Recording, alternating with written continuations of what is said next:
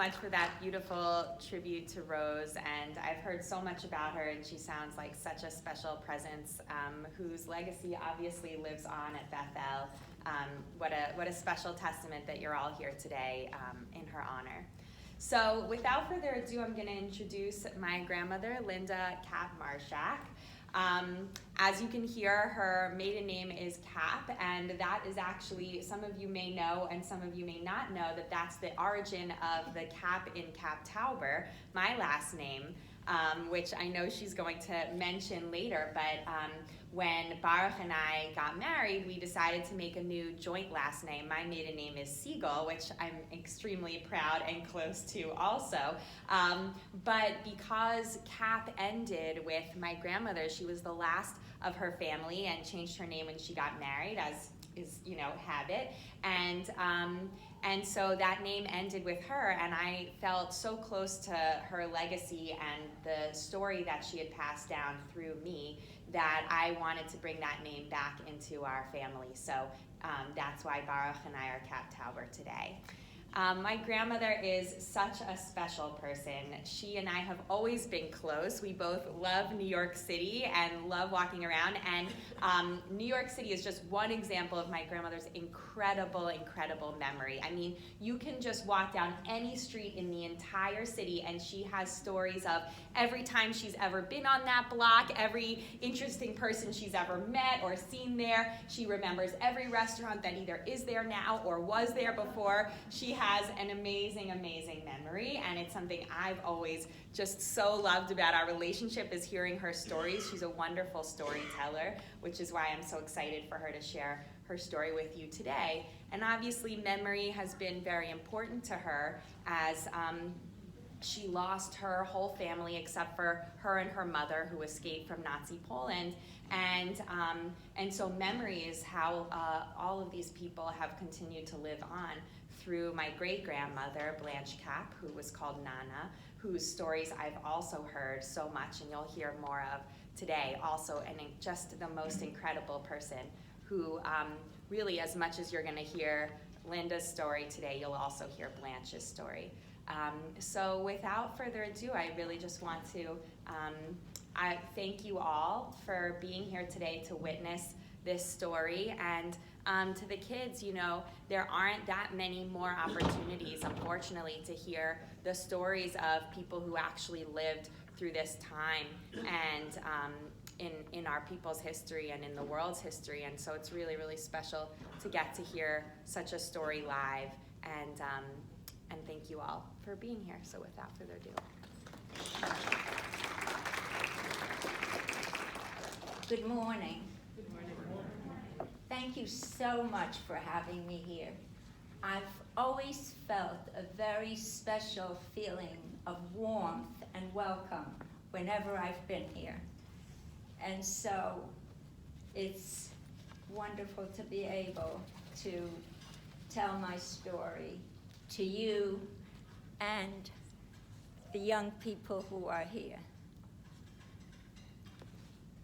There's been a marked rise in anti-Semitism in the world, throughout the world, and here in America.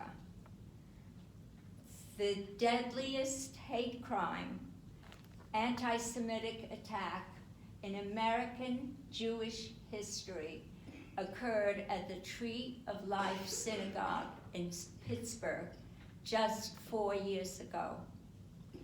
And more recently at the synagogue in Colleyville in Texas. So I am here to refute the Holocaust deniers. And so I would like to tell you my story, if I may. I was born in Ostrog, Poland, which is now Ukraine, about 150 miles west of Kiev, which is very much in the news now. Ostrog dates back to 500 years. There are tombstones with dates of 1450 that were found there. It was a center of Jewish learning. There was a great yeshiva there, more than one yeshiva, and which produced very prominent rabbis and teachers who traveled all over Poland to teach. Models of the synagogue in Ostrog are found in Paris, where I went with Ariana, and at the museum in Tel Aviv, in Bet Hatfutzot, there is a model of another synagogue from Ostrog. I was part of a large, extended, loving family with 2 sets of grandparents, many aunts, uncles, cousins, a large, extended, close-knit family. In my immediate family, it was my father, Yosef, my mother, Bronya, my older brother, in Russian, Fima, his Hebrew name was Ephraim, and my sister, Lala, which meant doll, and her Hebrew name was Rivka. It was, as I said, a very close-knit, loving family. My father was a leather dealer, but his avocation was theater. My mother used to tell me that when Yosef appeared in a play, everybody in Ostrog would rush to the theater to see him. My mother attended a gymnasia, a secondary school, where she learned many languages. She was fluent in some. She spoke Russian and Polish, Ukrainian, Yiddish, and she would quote Latin to me, many Latin phrases. My brother and sister also attended the gymnasia, Fima and Lala, and they were very, very good students. 1939, Hitler and the Germans invaded Poland. They came to Ostrog in 1941, and the Germans immediately surrounded our house. Of course, the mission was, Hitler's mission was, to exterminate all the Jews. And so they surrounded our house. There was a roundup. And we walked out. It was my mother, brother Fima, sister Lala, and myself. My father had passed away the year before from a sudden heart attack.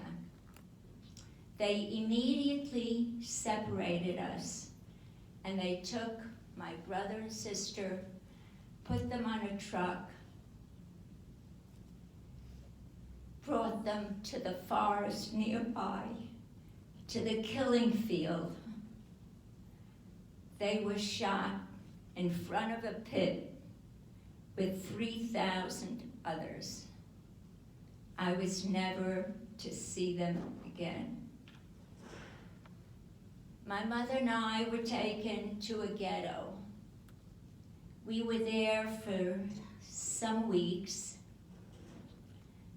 and then one day, my mother, with several other people, taking my hand, escaped the ghetto and started to run, seeking refuge, seeking someone to take us in. She knocked on many doors. She was turned down. Valiantly, she kept running, clutching my hand. Dogs were barking wherever we went, and I still remember those sounds. She kept running. It was getting dark. Finally, she reached a farmhouse, and there was a farmer there, and she asked him if they would take us in. At great risk to his life and to his family, because if the Germans would find Jews there, they would not only kill us, but perhaps him and his family. He decided to take us in.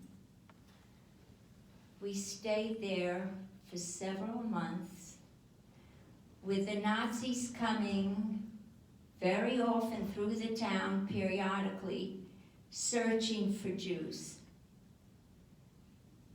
One day they came to the farm.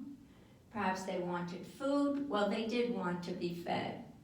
And of course, looking for Jews.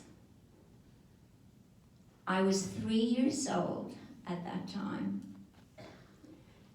And quickly, my mother and the farmers put me in a hayloft, and I was instructed not to utter a sound.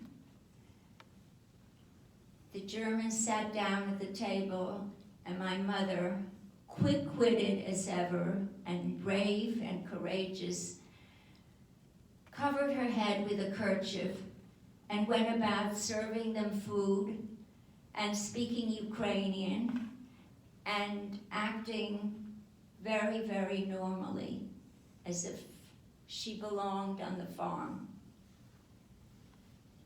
After that event, the farmers told my mother that it was no longer safe to have us there.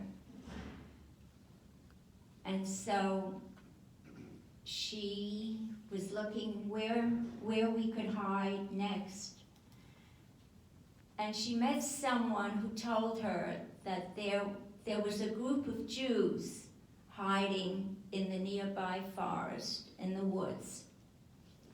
So again, she took my hand and came to the forest. And when she appeared with me and asked if she could join the group, they really didn't want to take her in. They were afraid, because a young child could give them all up. I might cry, I might talk, I might scream, whatever.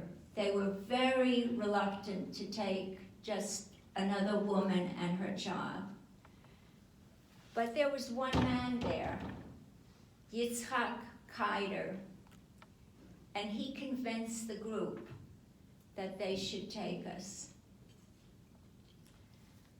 And so we hid in this forest along with a group of about 25 or so Jews in the winter, in the extreme cold, in a dugout supported by some wooden beams with very little food or no food. And periodically my mother was sent into town to see if she could get anything, and perhaps she would come back with a potato or two. One day an egg, which was a miracle, but generally we were very, very hungry and very cold.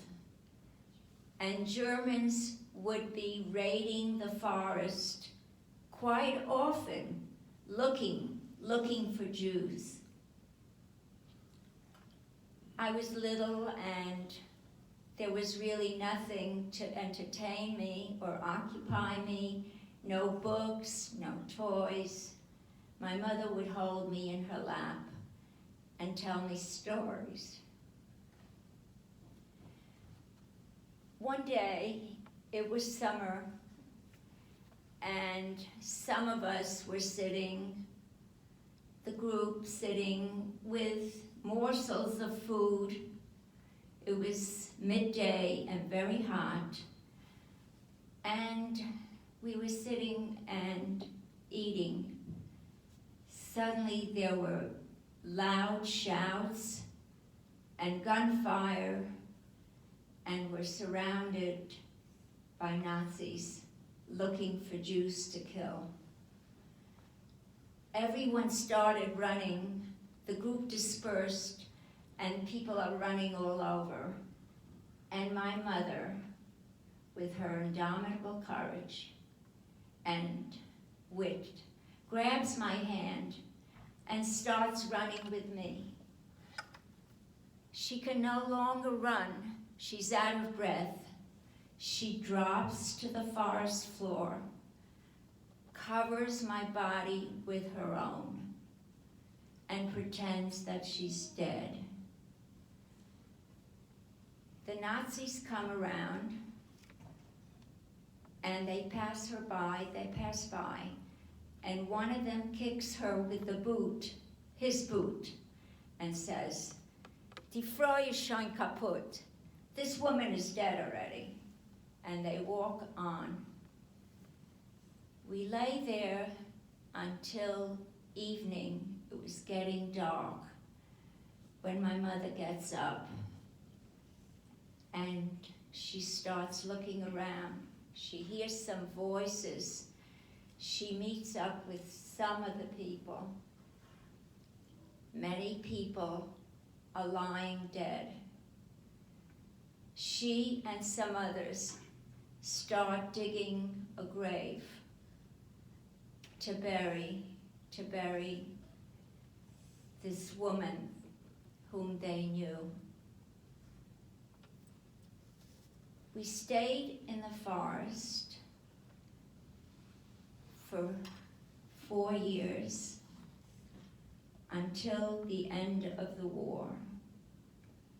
My mother, throughout this ordeal, was so brave, was so courageous, was so resilient, always trying to protect me. 1945, we were liberated by the Russians. And now, we were homeless, we were stateless, we were refugees. HIAS and the Joint and other organizations were looking to relocate all the displaced Jews. And so I remember getting on a train and changing trains and riding for days until we came to a displaced persons camp in Bari, Italy, which is on the Adriatic Ocean. And there I felt my first sense of freedom. I was put into a one-room schoolhouse, which was organized by Israeli shlichim. And in this schoolhouse, there were children of many ages, various ages. And we were taught in Hebrew. So now I was speaking Russian, Polish, Yiddish, Italian. My mother picked up Italian, and I learned some. And at the school, they were teaching us Hebrew. We were at this camp, displaced persons camp, for over 2 years. And during that time, because of the school, I developed such a strong sense of Zionism. And all I wanted to do, my mother and I, we wanted to emigrate to what was then called Palestine. It was ruled by the British, and it wasn't Israel yet.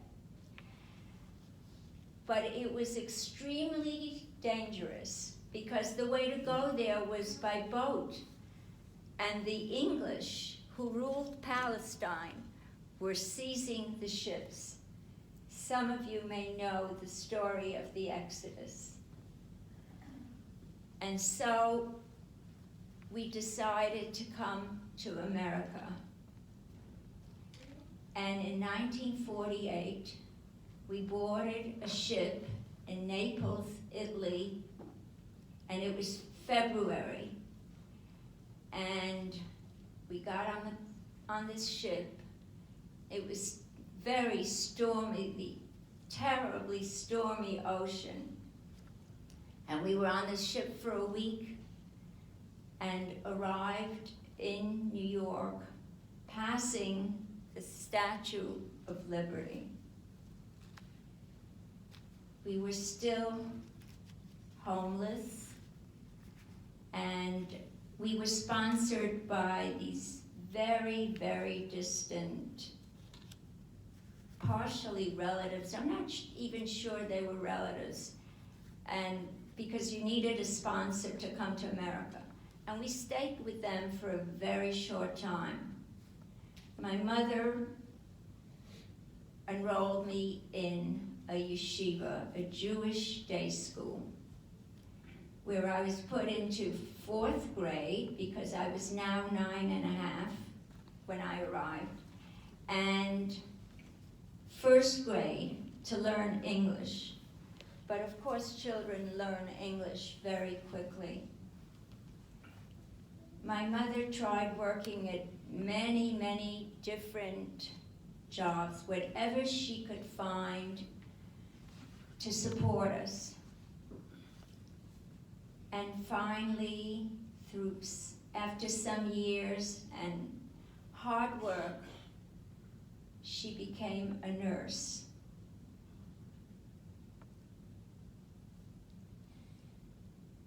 And I grew up, studied, and got married to my husband, Albert Marshak.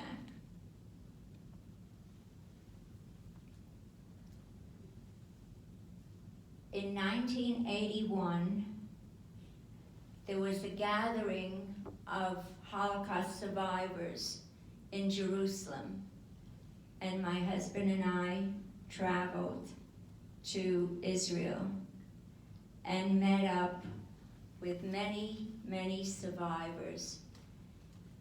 There were big markers and sheets with names on them, and people walked around looking to see if someone they knew had survived.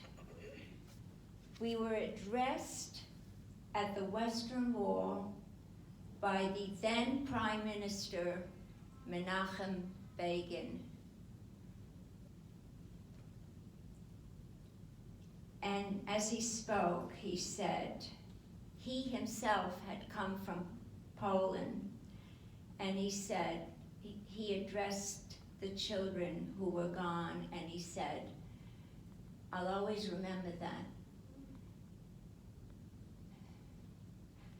Where are you, Layla? Where are you, Moshela? Where are the over 1.5 million children who perished? 6 million Jews perished in the Holocaust because Hitler's aim was to exterminate all the Jews, and he nearly succeeded. And that's why we have to be so aware of racial hatred and anti-Semitism.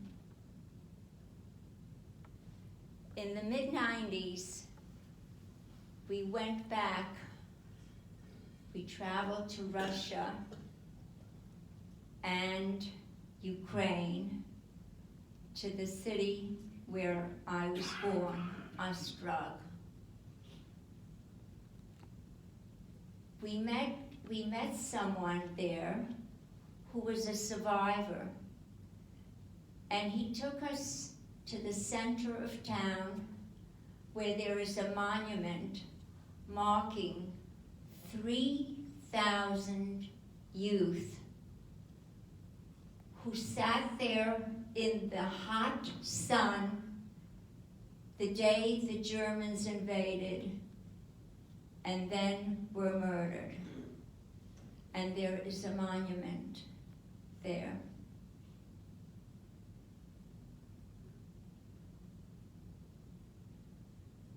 I'm so blessed to have a wonderful, wonderful family. I have 2 children, a son, Craig Joseph, Yosef, named after my father, and my daughter, Diana Renee.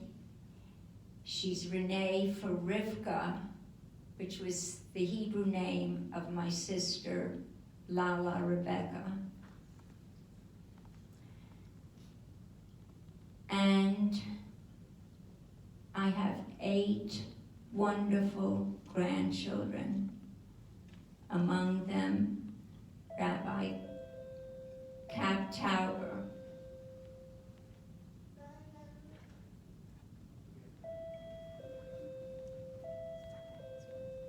It's just the doorbell then. Don't. My mother lived to see 3 grandchildren, and she held Rabbi Ariana on her lap when she was 9 months old.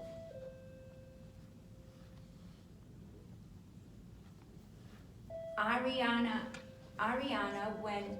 attended a Jewish day school because my daughter created a beautiful Jewish home where Torah and tradition and Jewish history were very important. And she herself is a teacher at a Jewish day school. And so Ariana was in 1st grade, and in her class was a boy with the last name of Kaider, and he is the grandson of Irving Kaider, the man in the forest who insisted that the group let us join them and stay there. What a coincidence is that? As I said, I'm so blessed with this wonderful family that I have.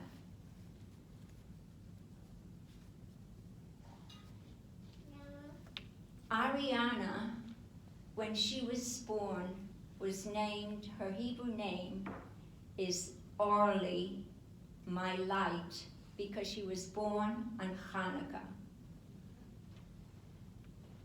And I want to tell you that she has shown that light so bright, so very bright.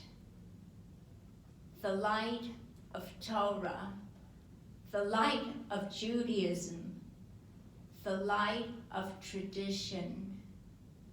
When she was in high school, she insisted, she was in a public high school, and she insisted that I come and speak. When she was at Tufts University, she again asked me to come and talk about the Holocaust. As our numbers are rapidly diminishing, it's very important to hear the story in first person and to testify to the Holocaust deniers that this really did happen. As we're approaching Purim, Haman looms very large, and he goes way back from Amalek in the Bible. And the Torah tells us, Zechor et Masha asa Amalek. Always remember what Amalek did to you. And so I bid you, please, please remember, never forget. Thank you so much.